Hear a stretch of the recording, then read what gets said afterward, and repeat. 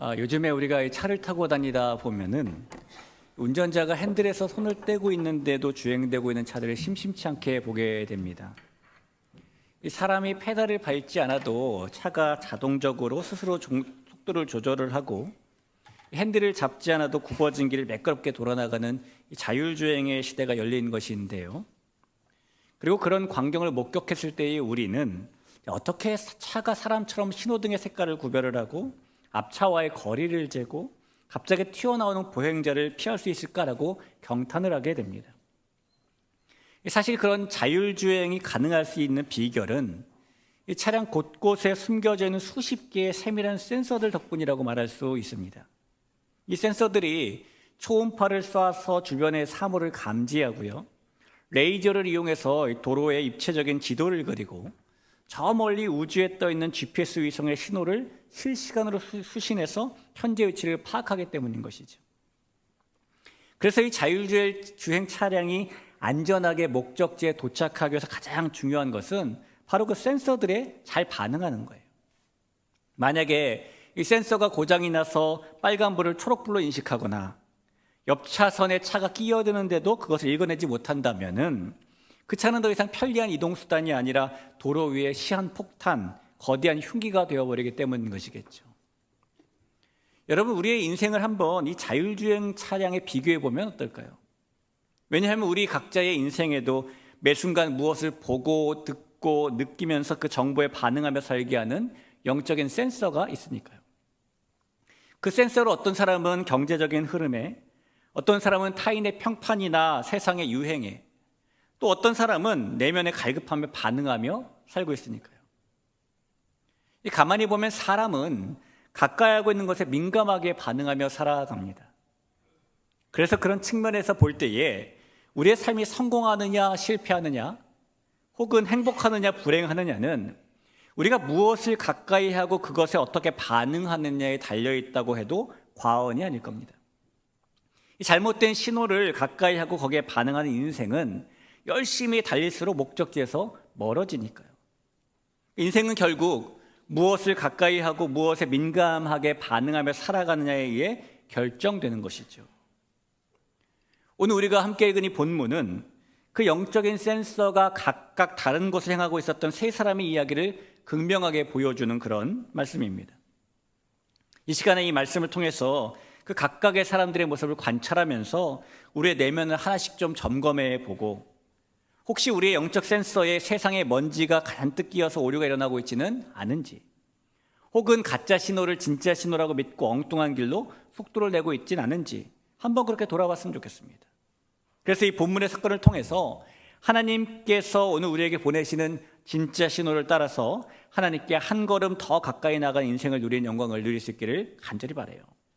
이 시간에 그 은혜를 이 본문 속으로 깊이 들어가 확인할 수 있는 여기 모인 우리 모두가 될 수 있기를 주의 이름으로 축원합니다. 오늘의 말씀은 지난 주일에 이어서 예루살렘 교회에 일어난 큰 박해로 인해 뿔뿔이 흩어짐을 당하고 사마리아로 가게 되었던 이 빌립과 관련된 사건을 담고 있는 말씀이에요. 오늘 우리는 이 사건을 통해서 세 명의 사람들을 만나보게 될 텐데, 가장 먼저 만나보고 싶은 사람은 시몬이라는 사람입니다. 이 빌립이 전한 부활의 복음 소식으로 인해서 큰 기쁨이 있었던 사마리아 성에는 마술을 행하며 유력하게 된 시몬이라는 사람이 살고 있었습니다. 이 사도행전 8장 9절을 볼까요?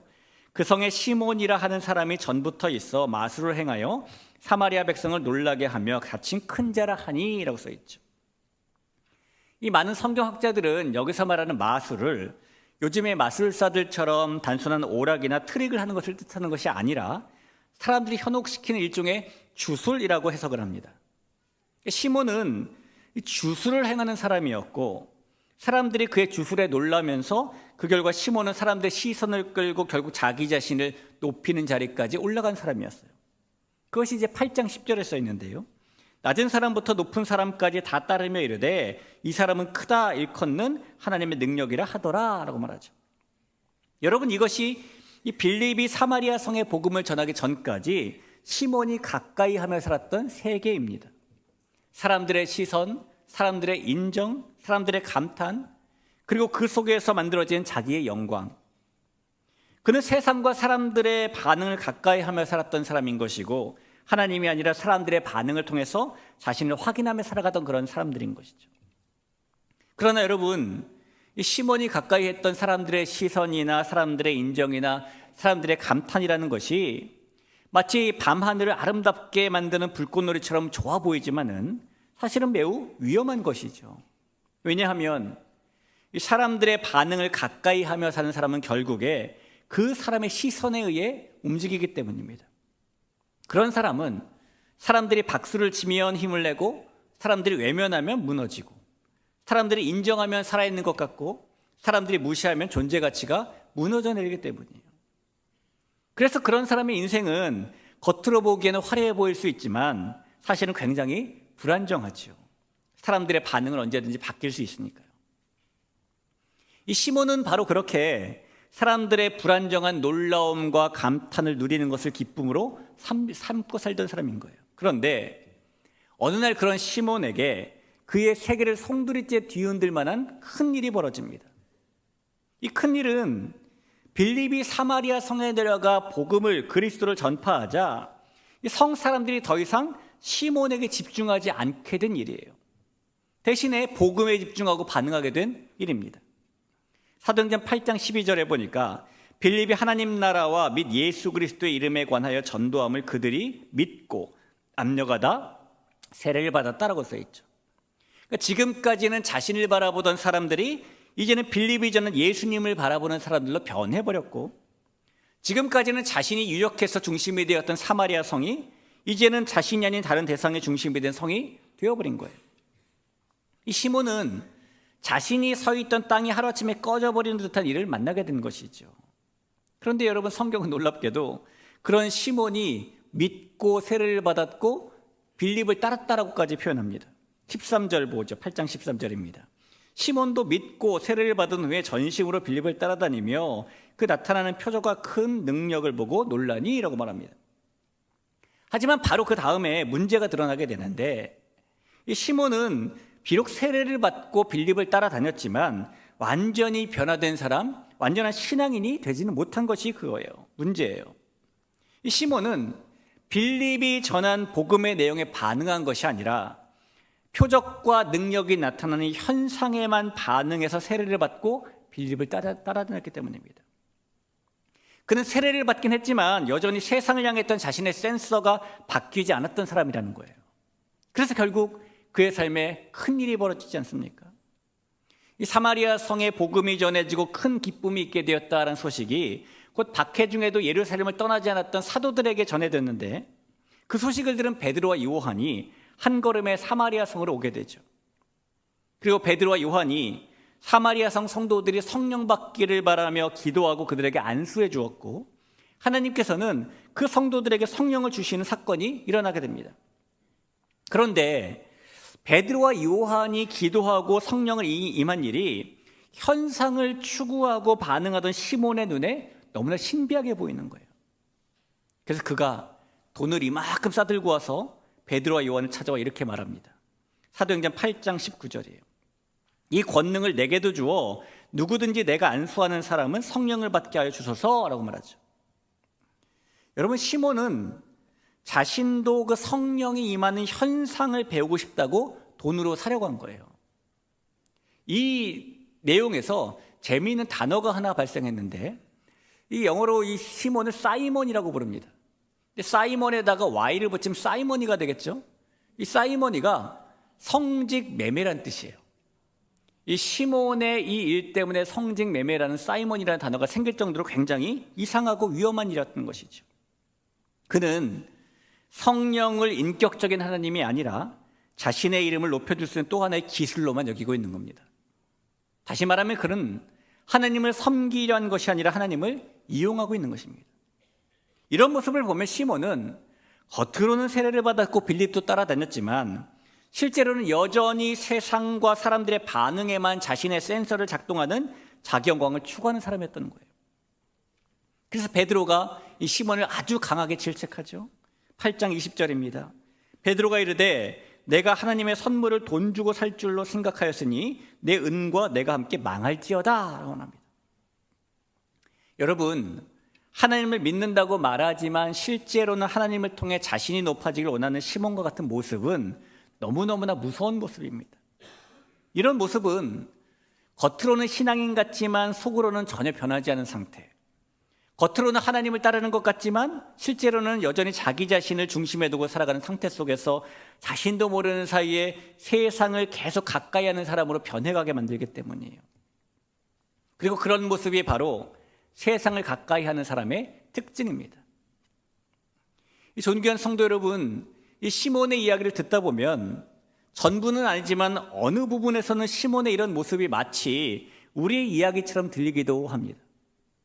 우리도 신앙생활을 하면서 예배를 드리고 말씀을 듣고 봉사를 하지만 어쩌면 시몬처럼 정작 우리의 마음 깊은 곳에서는 하나님이 아니라 다른 것들, 사람들의 인정, 성공, 영향력, 이기고 싶은 마음 등등 그런 다른 것들을 가까이 하고 살 수도 있기 때문이죠.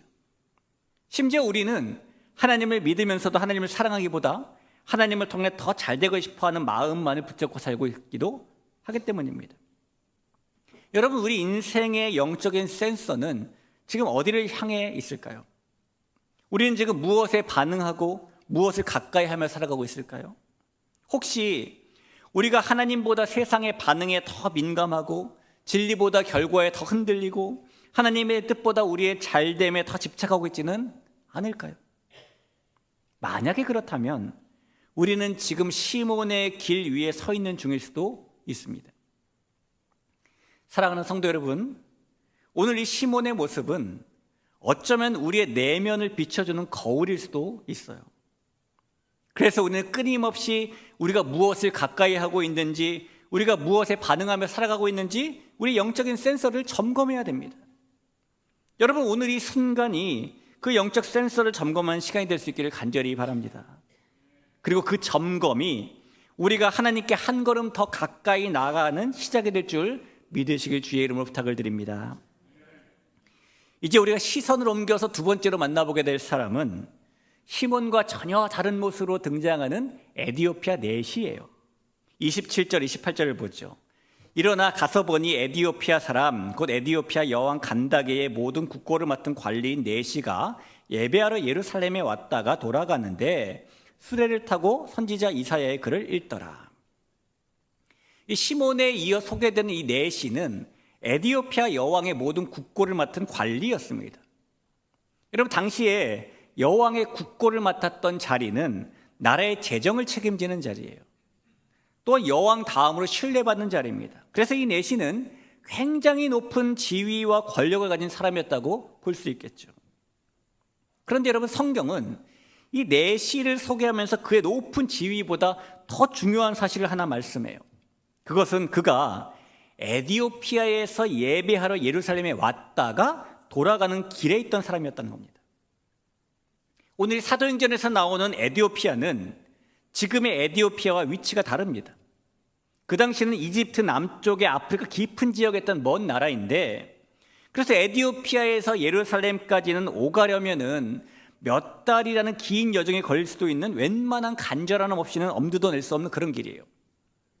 그런데 이 내시는 그런 멀고 먼 길을 귀한 시간을 쪼개고 막대한 비용을 들이고 심지어 위험을 감수하면서까지 왔다 가고 있었던 것이죠. 이런 것을 보면 이 사람은 단순한 종교적인 의미 때문만이 아니라 하나님을 알고 싶은 마음, 말씀을 듣고 싶은 갈망이 가득한 사람이었던 겁니다. 단순히 성공한 사람만이 아니라 하나님을 찾는 사람이었던 것이죠. 이미 많은 것을 가진 사람임에도 불구하고 채워지지 않은 영혼의 갈증, 성공에도 해결되지 않는 공허함, 사람들의 인정을 받아도 사라지지 않는 내면의 빈자리를 하나님을 붙잡는 것으로 채우려고 했던 그런 사람이라는 겁니다. 자, 또 성경은 이 내시에 대한 중요한 사실을 하나 더 말씀하는데요. 그것은 그가 예루살렘에 왔다가 돌아가는 길에 말씀을 읽고 있었다는 겁니다. 여러분, 당시의 성경은 지금의 이 스마트폰처럼 언제든지 열어볼 수 있는 것이 아닙니다. 그때의 성경은 각 권이 두루마리 형태로 제작된 것이었는데 아주 비쌀 뿐만 아니라 그래서 아무나 가질 수 없었어요. 그런데 이 내시는 그 성경을 소유하고 있었죠. 이 사실은 그가 말씀을 얼마나 귀하게 여기고 가까이 두고 살아가던 사람인지를 보여주는 겁니다. 심지어 예배를 마치고 돌아가는 길에 말씀을 읽고 있잖아요. 여러분, 우리 성도님들 가운데에 이 주일 예배가 끝나고 집에 돌아가셔서 말씀을 읽으실 분이 몇 분이나 계실까요? 대부분 우리가 예배 오기 전에 말씀을 읽고 예배 시간에 읽지, 이제 예배 끝나고 집에 돌아가서는 좀 프리하잖아요. 근데 이 사람은 예배를 마치고 돌아가는 길에 말씀을 읽고 있었대요. 많은 사람들이 예배가 끝나면 말씀이 끝나고 교회 밖으로 나오면 하나님도 잠시 내려놓는 것에 반해 이 사람은 예루살렘을 떠났지만 말씀을 떠나지 않았고 계속해서 붙들고 있었다는 것입니다. 그 정도로 말씀을 가까이 하는 사람이었다는 것이죠. 하지만 그는 이 말씀을 가까이 하는 것에 비해 그 참된 깨달음을 알지 못하고 있었고 참된 기쁨에 이르지는 못하고 있었어요. 왜냐하면 읽고 있는 말씀이 누구를 가리키는지 알지 못했기 때문입니다. 예수님을 아직 만나지 못했기 때문이죠. 다시 말하면 방향은 맞았지만 아직 목적지에는 도착하지 못했다는 겁니다. 그래서 이 내시의 마음에는 하나님을 향한 갈망은 있었지만 사마리아 성에 임했던 것과 같은 큰 기쁨은 아직 없어요. 하지만 그럼에도 불구하고 깨닫지 못함에도 불구하고 멈추지 않고 이해가 안 된다고 덮어버리지도 않고 모른다고 포기하지도 않고 계속 말씀을 가까이 하고 있는 것이죠. 여러분, 이것이 말씀을 가까이 하는 사람의 모습입니다. 그리고 그런 상황에서 그는 빌립을 만나게 되는 거예요. 30절 31절입니다. 빌립이 달려가서 선지자 이사야의 글 읽는 것을 듣고 말하되 읽는 것을 깨닫느냐 대답하되 기도해 주는 사람이 없으니 어찌 깨달을 수 있느냐 하고 빌립을 청하여 수레에 올라 같이 앉으라 하니라. 성도 여러분, 이 내시처럼 우리 인생의 영적 센서가 세상이 아니라 말씀을 가까이 하고 반응하고 있는 것은 우리 삶에 있어서 너무너무 중요한 일입니다. 왜냐하면 사람은 무엇을 가까이 하느냐에 따라서 그 생각과 방향과 삶이 달라지니까요. 이 원리는 역사 속에서도 계속 나타나고 있는데 예를 들어서 유대인들만 봐도 이 사실이 분명해요. 지금은 여러 가지 국제적인 상황 속에서 이스라엘을 바라보는 시각이 복잡하지만 그럼에도 불구하고 유대인들이 세계 곳곳에서 두각을 나타내고 있다는 사실은 부인할 수 없죠. 심지어 노벨상 수상자의 3분의 2가 유대인이라는 통계도 있잖아요. 그런데 유대인들이 다른 사람들보다 이렇게 뛰어난 이유는, 두각을 나타내는 이유는 단지 그들이 머리가 좋기 때문이 아니래요. 미국에서 어린아이들 유대인들과 다른 민족들의 IQ를 한번 실험해봤는데 유대인들이 그렇게 뛰어나지 않았습니다. 실제 이유가 무엇이었냐면은 그들이 두각을 나타낼 수 있는 실제 이유, 그것은 그들에게 인생을 이끄는 새 선생이 있기 때문입니다. 첫 번째 선생은 토라, 성경 말씀이죠. 이 말씀이 올바른 방향을 주는 위대한 선생이 되기 때문에 유대인들은 그 말씀을 주야로 묵상하며 하나님께 지혜를 얻는다는 겁니다. 그들의 두 번째 선생은 모레라고 불리는 학교 선생님입니다. 유대인들이 학교에 들어가기 시작하면 그때부터는 선생님으로부터 말씀을 통한 전인 교육을 받는 것이죠. 그들의 세 번째 선생은 호레라고 불리는 부모님입니다. 어릴 적부터 부모로부터 말씀을 철저하게 신앙교육을 받는 거예요. 이 새 인생의 새 선생님이 가지고 있는 가르침의 도구가 동일하게 말씀이죠.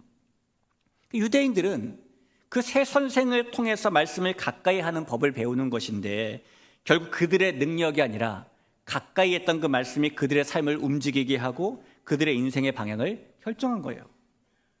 여러분, 이런 예를 볼 때에 우리의 영적인 센서가 말씀에 반응하고 그래서 우리가 말씀을 가까이 하며 사는 것은 중요한 일이 되는 것이죠. 그리고 에디오피아 내시는 그런 사람이었던 겁니다. 그리고 마침내 말씀을 가까이 했던 이 내시는 빌립을 통해 자신이 읽고 있었으나 깨닫지 못했던 말씀, 이사야서의 고난받는 종에 대한 말씀이 바로 예수님을 가리키고 있다는 사실을 알게 됩니다. 그렇게 해서 그는 예수님을 만나게 되었고 세례를 받았고 기쁘게 자기 길을 가는 사람이 되었어요. 성도 여러분, 이 시몬과 비교되는 내시의 모습을 보면서 우리는 과연 우리는 무엇을 가까이 하고 있는지 다시 한번 또 돌아보게 됩니다. 우리는 내시처럼 말씀을 가까이 하는 사람일까요? 혹시 말씀을 알고는 있지만 읽지는 않고 읽기는 하지만 깊이 묵상하지는 않고 묵상은 하지만 삶으로 연결하고 있지는 않은 그런 사람들은 아닐까요? 여러분, 이 내시에게처럼 우리에게도 이 말씀은 단순한 정보가 아니라 생명이고 방향이고 예수님을 만나는 통로가 되는 것입니다. 그래서 이 말씀을 가까이 하는 사람은 결국 길을 찾게 되고 결국 예수님을 만나게 되고 결국 참된 기쁨에 이르게 되죠. 성도 여러분, 오늘 본문에 나온 내시는 결코 완벽한 사람이 아니었어요. 그는 예루살렘까지 찾아와 예배를 드렸음에도 아직까지 깨닫지 못한 사람이었고 여전히 어디로 가야 될지 알지 못하는 그 길 위에 서 있던 사람입니다. 그러나 그는 한 가지, 먼 길을 와서 말씀을 들었고 돌아가는 길에도 그 말씀을 손에서 놓지 않았고 깨닫지 못해도 포기하지 않을 정도로 말씀을 가까이 하는 마음을 가지고 있었다는 거예요. 그래서 그는 생명과 기쁨의 자리로 이끌림을 받는 겁니다. 여러분, 다시 한번 여쭙고 싶습니다. 우리의 센서는 지금 무엇을 가까이 하고 살아가며 있을까요?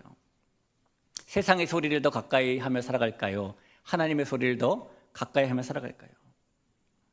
여러분, 우리가 무엇을 더 가까이 하느냐에 따라서 우리의 삶의 방향이 달라집니다. 이 시간 본문의 내시처럼 말씀을 가까이 하는 사람이 되어서 그 말씀 속에서 예수님을 만나고 그 만남 속에서 참된 기쁨을 누리며 살아가는 우리 모두가 될 수 있기를 주님의 이름으로 축원합니다. 이제 이 시몬과 내시에 이어서 우리가 세 번째로 만나볼 사람은 사마리아 성과 광야의 길 위에서 하나님의 일을 따랐던 사람 빌립이에요. 이 빌립은 사도도 아니었고 눈에 띄는 배경을 가진 사람도 아니었어요. 단지 초대교회인 예루살렘 교회에서 선택된 7명의 집사 중에 한 명일 뿐이죠. 그러나 그 빌립이 사도행전 8장에서 가장 역동적으로 움직이는 사람이 됩니다. 왜냐하면 그는 말씀만을 가까이 한 것이 아니라 거기에 더해서 성령에도 가까이 하며 반응한 사람이었기 때문이에요. 오늘 이 성경 속에서 빌립의 모습을 보면 한 가지 특징이 나타나요. 이 특징이 뭐냐면 그는 항상 하나님의 인도하심 속에서 움직였다는 거예요. 자, 먼저 사마리아 성에서 큰 부흥을 경험하고 있을 때 빌립은 하나님의 사자, 즉 성령의 이끄심을 받죠. 26절입니다. 주의 사자가 빌립에게 말하여 이르되 일어나서 남쪽으로 향하여 예루살렘에서 가사로 내려가는 길까지 가라 하니 그 길은 광야라. 자, 그러자 광야에 도착한 빌립에게 성령께서 또 세밀한 인도를 주십니다. 29절입니다.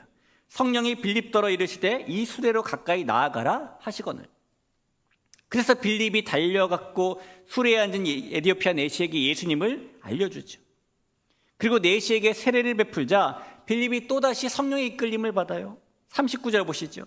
둘이 물에서 올라올 새 주의 영이 빌립을 이끌어간지라 내시는 기쁘게 길을 가므로 그를 다시 보지 못하니라. 이 성도 여러분, 이 일련의 사건들을 보면서 우리가 주목해야 할 것은 이 빌립이 단순히 말씀만을 아는 사람이 아니라 성령의 이끄심에 즉각적으로 반응하는 사람이었다는 거예요. 시몬은 세상의 반응에 민감한 사람이었고 내시는 말씀에 반응하는 사람이었다면 빌립은 거기에 더해서 성령의 인도하심에 반응하는 사람이었던 것이죠.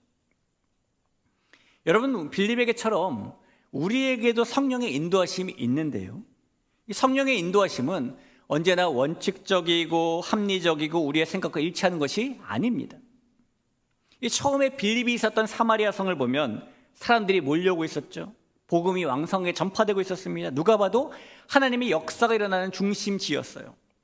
그런데 하나님께서는 그런 곳에 있는 빌립을 한복판에서 불러내셔서 사람 하나 볼 수 없는 광야길로 내모십니다. 여러분, 이것이 얼마나 합리적이지 않고 이해되지 않는 일입니까? 열매가 보장된 자리를 떠나서 왜 아무것도 보이지 않는 길로 가라고 하는 것인지, 사람이 없는 광야에 가서 무엇을 하라고 하는 것인지.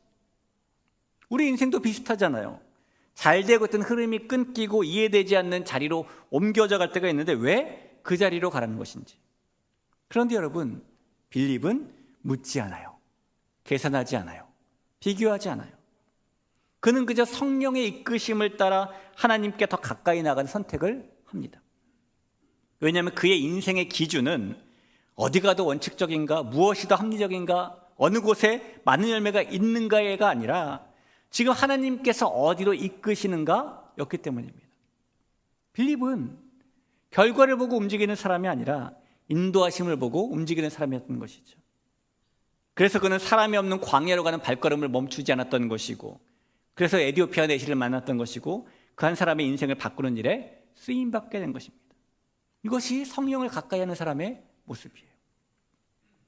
성도 여러분, 성령의 이끄심은 때로 우리의 눈으로 보면 비효율적인 것처럼 보일 수도 있지만은 하나님의 관점으로 보면 가장 정확한 길을 걷게 하시는 인도하심입니다. 우리는 신앙생활을 하면서 결과를 보고 움직이려 할 때가 있지요. 어디가 더 잘 되는가? 어디가 더 영향력이 있는가? 어디가 더 인정받을 수 있는가를 계산하고 비교할 때가 있습니다. 하지만 성령을 가까이 하는 사람은 어디가 더 좋은 자리인가를 기준으로 삼는 사람이 아니라 하나님께서 지금 나를 어디로 보내시는가를 기준으로 삼는 사람인 겁니다. 그리고 하나님의 일은 그 분명한 기준을 가지고 하나님을 가까이 하는 사람을 통해서 정확하게 성취가 되는 것이죠. 여러분, 우리는 지금 무엇을 가까이 하며 반응하는 삶을 살고 있을까요? 이 빌립처럼 성령을 가까이 하는 삶은 거창한 것이 아니에요. 그저 오늘 하루 우리의 생각보다 하나님의 뜻을 한 번 더 묻는 것, 우리의 계획보다 하나님의 인도하심을 한 걸음 더 따르는 것, 그것이 성령을 가까이 하는 것입니다. 그리고 그 한 걸음이 우리 인생을 전혀 다른 방향으로 인도하는 것이죠. 사랑하는 성도 여러분, 하나님께 한 걸음 더 가까이 나가는 삶은 바로 이 빌립처럼 성령의 음성에 반응해서 딱 한 걸음 더 순종하는 삶임을 믿으시길 바랍니다. 그리고 그 한 걸음의 순종이 하나님께서 계획하신 일을 이루게 하시는 줄 믿으시길 주의 이름으로 부탁을 드립니다.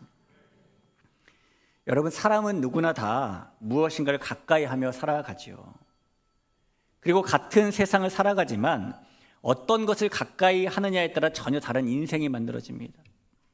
무엇을 가까이 하느냐에 따라 우리의 생각이 달라지고 선택이 달라지고 삶의 방향이 달라지고 결국 그 방향이 우리의 인생을 완전히 다른 자리로 이끌어가기 때문이에요. 그래서 어떻게 보면 인생은 결국 무엇을 가까이 하느냐의 싸움이에요.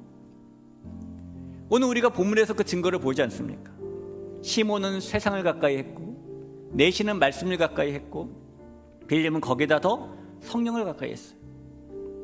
세상을 가까이 한 시몬은 무너졌고 말씀을 가까이 한 내시는 예수님을 만났고 성령을 가까이 한 빌립은 다른 사람을 기쁨의 자리로 이끄는 사람이 되었죠.